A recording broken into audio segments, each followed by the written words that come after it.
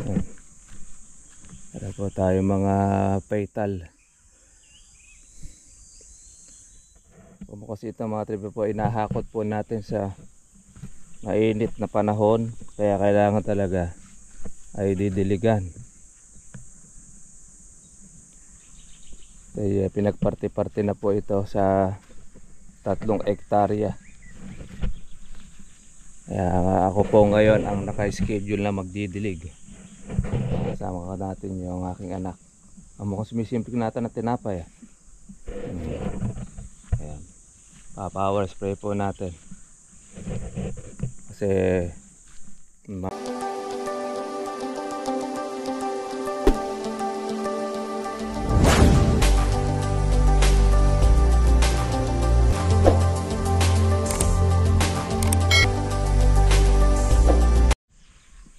good morning po sa inyo mga katribya at welcome po sa aking YouTube channel. At dito po tayo sa ating farm, yung ating bagong farm na kung saan mga katribya po yung ating pong kalamansi na 1 taon na mula po nung pagkatanim.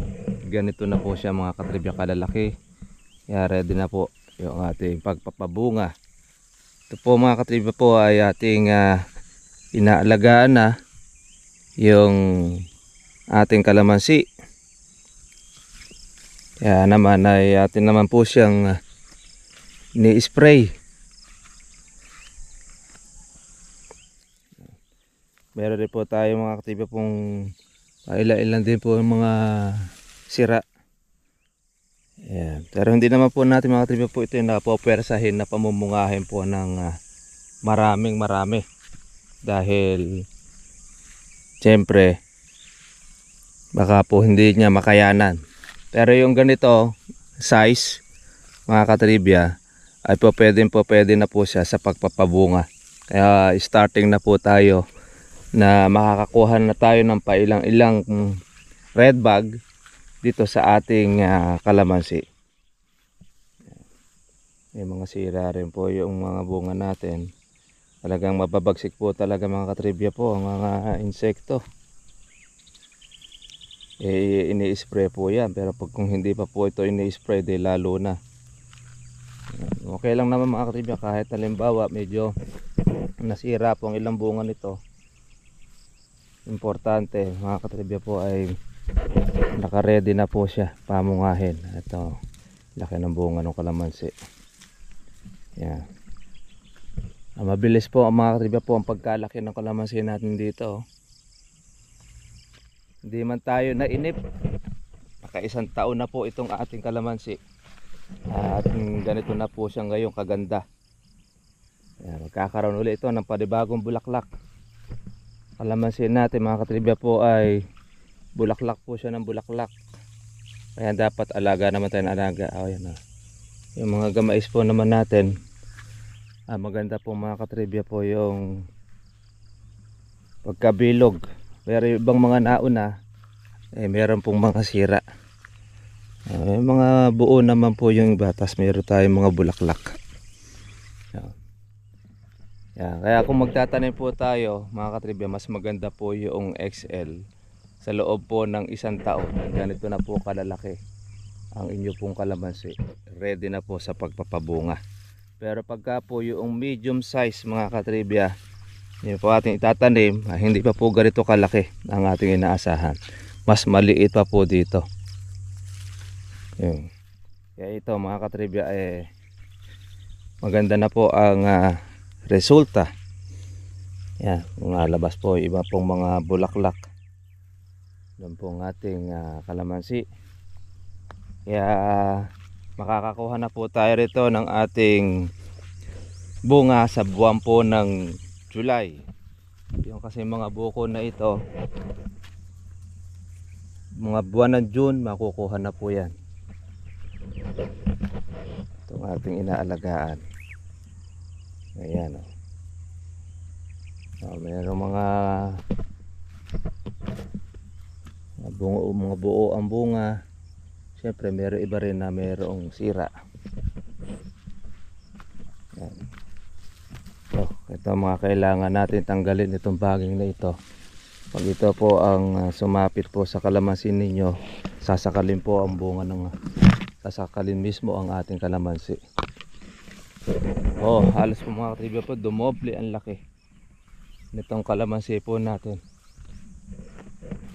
Ayan. Tagtag na po yung buko. Meron na po tayong size na gasaresa, may gamais.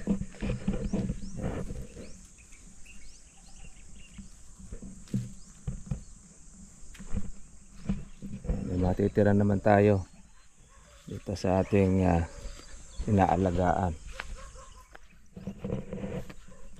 Ayan. Ang ganda po ng katribya.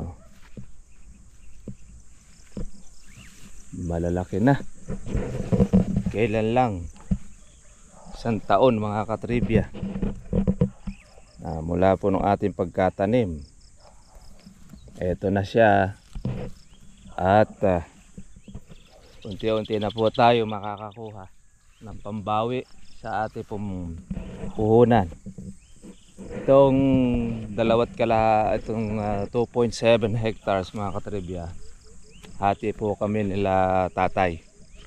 Yung gastos dito, yung binili dito sa farm na ito, kaya meron tayong maluwang na kalamansian dito sa area.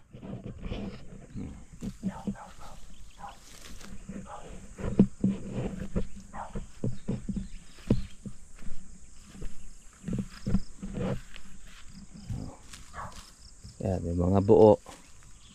Siyempre meron rin po tayo may sira.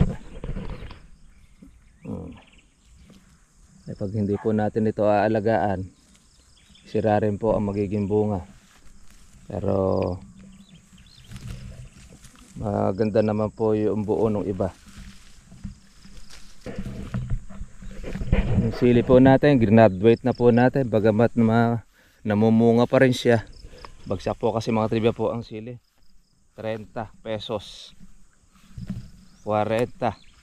Mapakatagal po na mapitas na rin. Di na po tayo nakapaghintay ng tagulan. Kaya yun, concentrate na po tayo sa ating pong kalamansi. Ngayon ito naman po yung ating itatanim sa isang farm. 3,000 puno.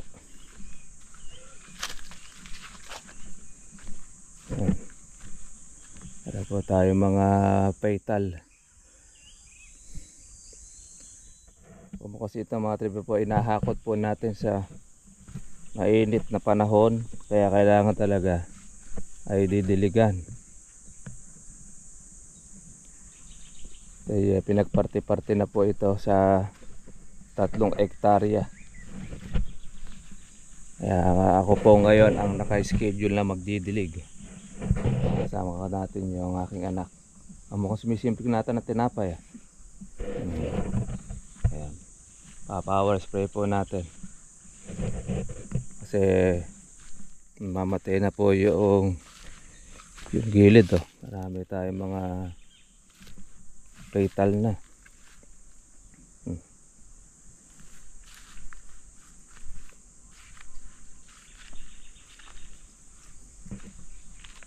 Ilang puno yung mga namatay.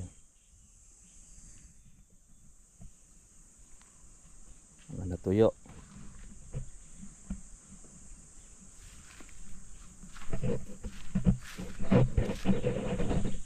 Sige mga katribya, tignan natin po yung power spray para po sa ating pong pagdidilig. Magkuhan muna po kami, mag-almusal muna ng tinapay.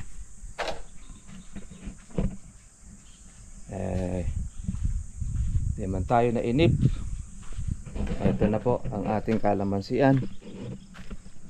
Malalaki na ang ating 1 taon. Itong April, mula po noong ating pagkatanim. Yan.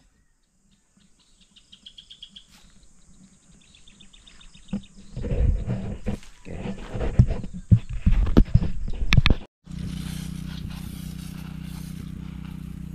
Itubo mo ka mo ng konti.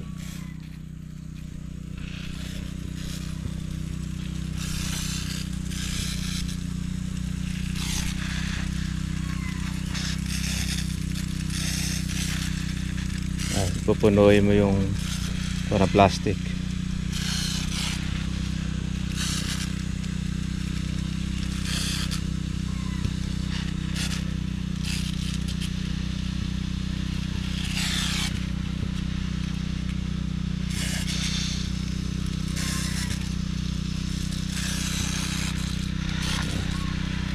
Medyo matagal lang po mga katribya po ang pagdidilig dahil hindi pa po pumapatak po kasi malakas na ulan, kaya hindi pa po natin ito maitatanim sa isang area.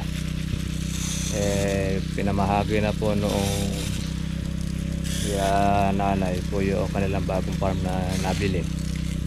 Kalahating hektarya po yung kanilang bawat apo, kaya kabahagi si JB ng kalahating hektarya. Yan naman po yung kanyang magagamit sa kanyang pagpapaaral, kaya madidilig na po natin sa kanya po yung pulang kalamasing itatanim. Hindi na po malaki po yung ating binili, bukan muna natin mga triba po yung medium size.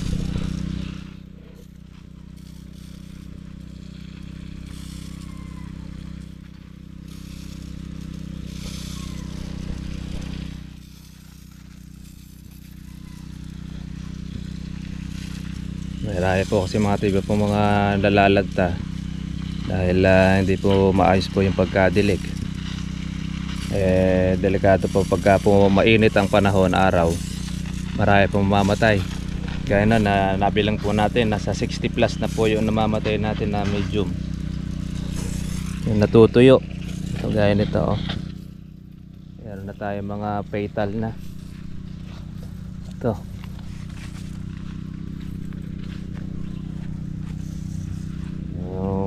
Damage. Kaya pagka po limbawa mga katribya tayo bibili po ng pula, importante po dyan prepare na po yung ating lupa, tapos tanim na po natin, direct na po kagad natin sa lupa, pahinga lang natin ng konti pagkatapos. Ayan, para at least po mga katribya maiwasan po yung mamatay po doon sa hindi po madidiligan. Kaya mahirap po mag-alaga mga katribya po ng punla. Kaya talagang iisa-isahin po natin na didiligan. Pag mayroon kang makakaligtaan po dyan mga katribya,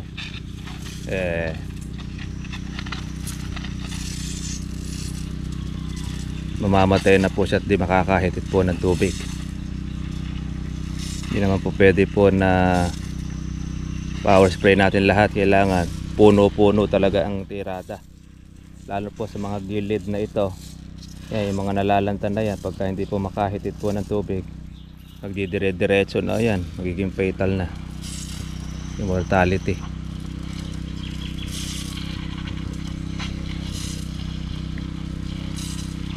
Kaya tsaga-tsaga. Marami-rami ito mga trivia, mga 3,000 na punla. Bawas na siya dahil mayroon pong mga namatay. Power spray na po yung ating gamit, dala-dala, para at least mabawat puno po natin madiligan lahat.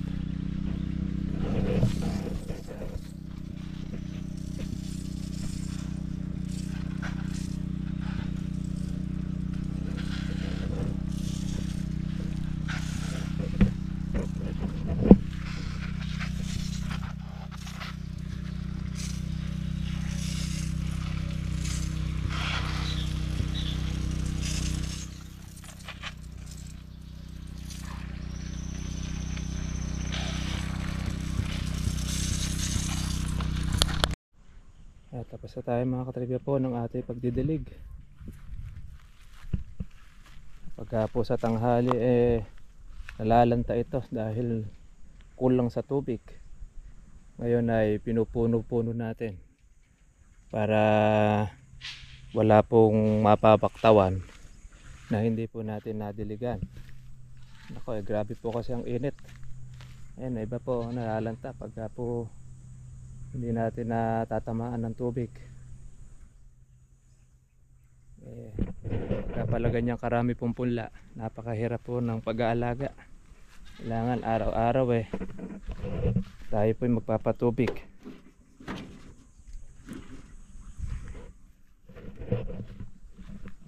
Sige, tuloy na tayo mga katripya.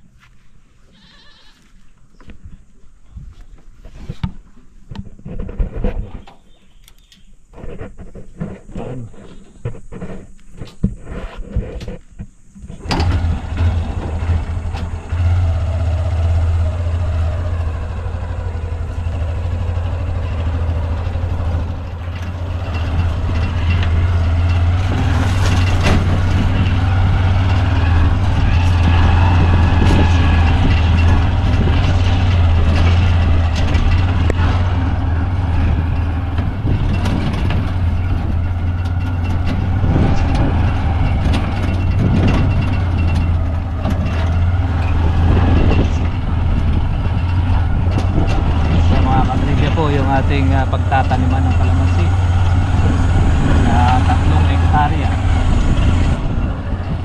na pinamana na sa atin ng mga apo-apo.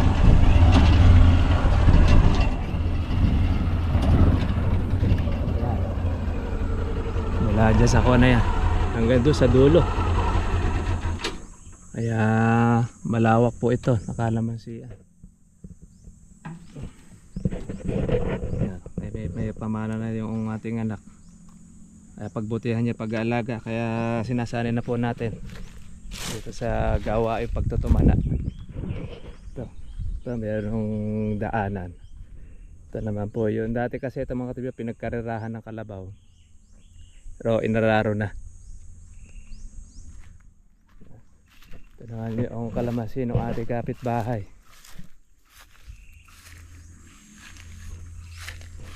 Tagal-tagal na rin ito hindi naalagaan, pero ngayon lang uli.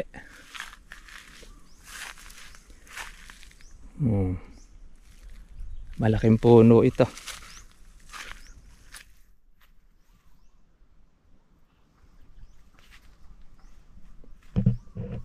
Halos mga katatagtag pa lang. Pero malalaki na, sinalaki na po siya ng gamais.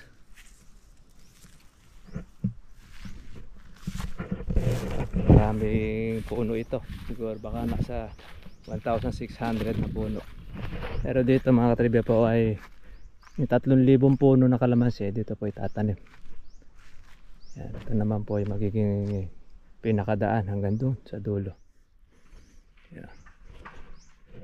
Para mga katribya, uwi na muna po tayo. Yan, tasal po natin yung farm na ipinrepair po ng kanilang lola sa kanilang mga apo na tika kalahating hektarya, kaya kung saan ay tataniman po ng kalamansi. Ano naman masasabi mo sa iyong lola at sa lolo mo? Salamat po. Okay, pagbutihan mo pag-aalaga para mapagyaman mo yan. Okay, God bless po sa inyo mga katibag. Bye bye.